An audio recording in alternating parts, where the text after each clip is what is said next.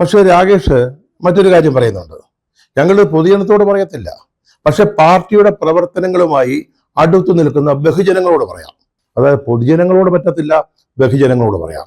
അത് മാർക്സിയൻ തത്വശാസ്ത്രത്തിന്റെ അടിത്തറയിൽ നിന്നുകൊണ്ടാണ് രാകേഷ് സംസാരിക്കുന്നത്. അതുപോലെ ചില മലയാളം വാക്കുകളുടെ നിർവചനത്തിന്റെ ഒക്കെ അടിസ്ഥാനത്തിലാണ് അദ്ദേഹം ഈ പുതിയ കാര്യം പറയുന്നത്. ഈ ബഹുജനങ്ങൾ എന്ന് പറഞ്ഞാൽ എന്താ?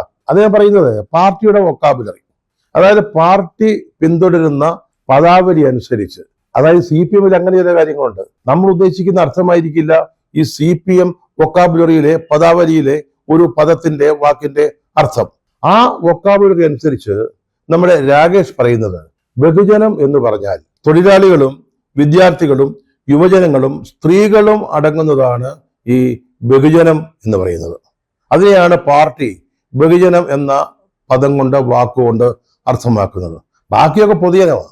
അവന്മാർ പോകാൻ പറയട്ടെ, നീ അവർ നമുക്കിവിടെ പ്രശ്നമില്ല. ഈ ബഹുജനം എന്ന് പറയുന്നിടത്ത് പാർട്ടി അംഗങ്ങൾ വരും, പാർട്ടിയുമായി ബന്ധപ്പെട്ട് നിൽക്കുന്ന സഹകാരികൾ വരും, അതുപോലെ തന്നെ അനുഭാവികൾ വരും, അവരുടെ കുടുംബങ്ങൾ വരും. അതാണ് ബഹുജനം. ആ ബഹുജനത്തിന്റെ മുമ്പിൽ ഞങ്ങൾ ഈ കണക്ക് അവതരിപ്പിക്കാം. അതും പരസ്യമായിട്ടൊന്നുമല്ല, ഞങ്ങൾ കുടുംബയോഗങ്ങൾ വിളിക്കും, കൊച്ചു കൊച്ചു സമ്മേളനങ്ങൾ. ഈ ബഹുജനങ്ങളുടെ പാർട്ടി ബന്ധുക്കളുടെ അനുഭാവികളുടെ സമ്മേളനം വിളിച്ചിട്ട് അവിടെ ഈ കണക്ക് വെക്കും. അപ്പൊ പിന്നെ ആ കണക്ക് പുറത്തു പോകത്തില്ലല്ലോ.